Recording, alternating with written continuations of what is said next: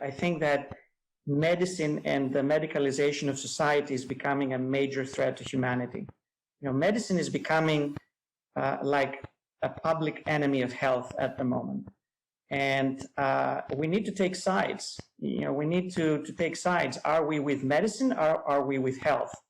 Are we with drugs and interventions? And now I need to add public health measures to the list. Or are we with humans? Are we with human lives and with quality of life?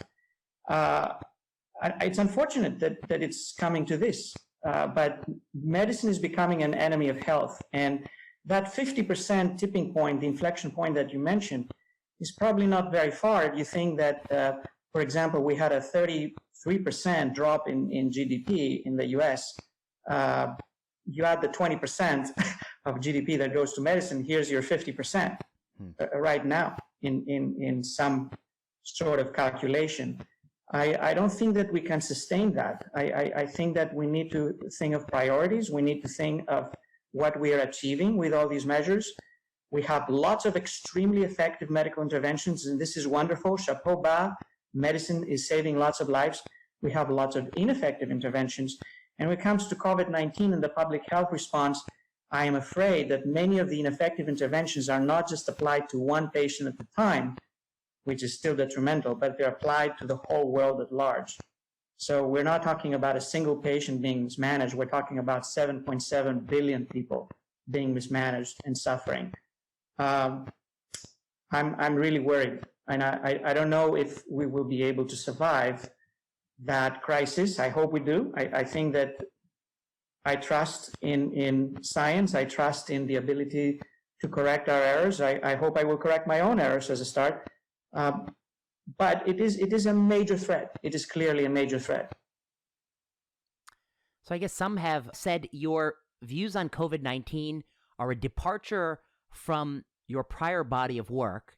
But I think what you've tried to outline in this discussion is that it's an extension of the prior body of work, because one of the uniting themes of your work has been that many of us who have believed in many periods of time that drastic and strong actions improve the human condition have often walked ourselves into blunders where we have worsened the human condition, even facing very real threats from cancer to heart disease to COVID-19.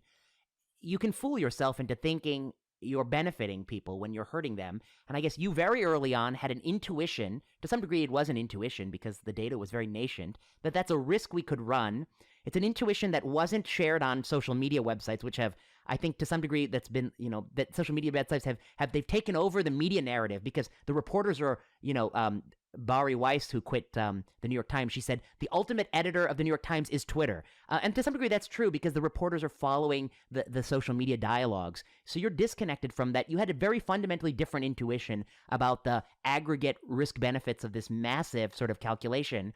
That intuition is probably in line with your prior body of work, that human beings can muck things up worse when they do something than not doing something. Is that a fair summary of how you view this? I think that I'm still the same person with the same biases and the same proclivity to make the same types of mistakes. And this has continued in the COVID-19 era. I think one tweet that was conveyed to me was that maybe John has a brain tumor. Not to my knowledge. I haven't had an MRI. I don't believe in screening after all.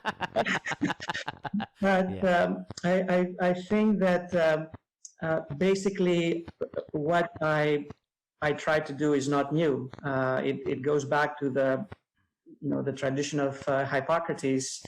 And I hate that this is being translated as primum non nocere. I prefer the original Greek version of elein imi vlaptin. Do some good, or if you cannot do any good, at least don't do any harm. So we should be careful here, because I think we're doing lots of harm.